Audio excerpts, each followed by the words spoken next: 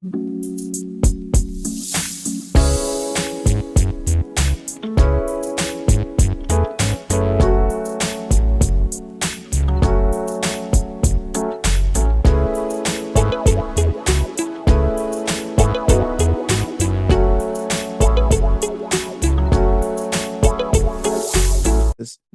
two teams that I have on a decline that people had at the top of the West. Couldn't have seen this coming. The Warriors and the Clippers. The Warriors surprised me because I didn't expect them to be this bad defensively. They lost Gary Payton Jr. last year, who was their major loss, and I didn't think that would have such a huge effect on this team's defense. They're 28th in defensive efficiency, which is third worst in the league. Like that is horrible to think about. Their starting five is decent. It's when the bench comes in, they're just evaporating these leads. It consists of Jordan Poole, Kuminga, Moses Moody, uh, James Wiseman. James Wiseman hasn't really been what they thought he would be. I don't think he really understands the system. You've seen a couple instances where Steph Curry has been a little bit frustrated with him, but not understanding the assignments. And it's kind of unfortunate they're having to play Kuminga and Moses Moody because they want them to be ready for the postseason, but they're not really understanding their assignments. It's just very shocking that they're this bad. They're currently on a 5-game losing streak. They just lost to the Pelicans, but they rested all the starters. The one against the Magic was really shocking. They cannot stop Jalen Suggs.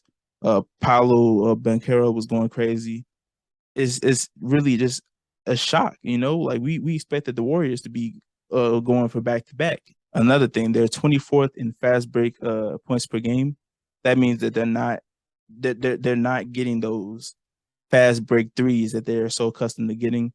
You get a steal and you see Steph on one corner, you got Jordan Poole in the other corner, or maybe that's Clay in the other corner. They're not getting those easy opportunities. And if you're not getting those fast break opportunities, that means most of your offense is in a half court situation, which is harder to score in. You want those fast break points to get the easy buckets, So that's a worry for them. I do think that they'll get it together. I mean, you still have that core of Steph, Clay, and Draymond. Jordan Poole is still playing great. I do want to see an increase from Jordan Poole's defense. I do think that he needs to take a leap there if he wants to increase his role with this team. But right now, it's not looking good for the Warriors. The Clippers. I feel like the Clippers have a deeper team, but I feel like I'd be a little bit more worried with the Clippers. The Warriors at least have that core that I just talked about. Kawhi has not played since October 23rd against the Suns. So he's missed at least the last 6 games. And I don't know when's the next time he'll play. He didn't even fully tear his ACL. He partially tore it in 2021, I believe. So he's had at least over a year and a half to get that knee fully healthy, and he's still having to load manage. That's very concerning. And there's been reports that his knee is degenerating. I don't know how true those reports are, but if that is the case, the Clippers are in trouble. And I mean, they're in the same boat as the Nets. They're like this wishful thinking. Like on paper, they should be championship contenders every year, but every single year they disappoint. The Clippers, they could have won last year if not last year, the year before, if Kawhi didn't get hurt. The Paul George led them on an amazing run to the Western Conference Finals, and they ultimately lost to the Suns. But it's really scary to think about. They lost. They won these last 3 games because they've had an easy schedule. They beat the Rockets twice.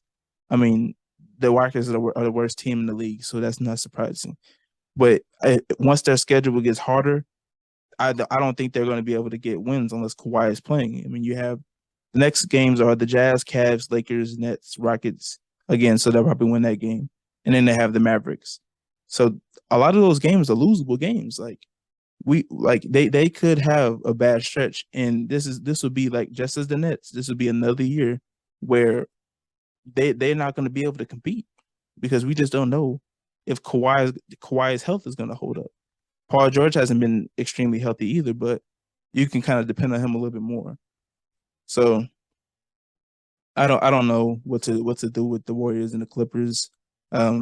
History, well, not history, but if I'm going based off of the core, I do expect them to be better, but the I don't know. It's not looking well for them two teams.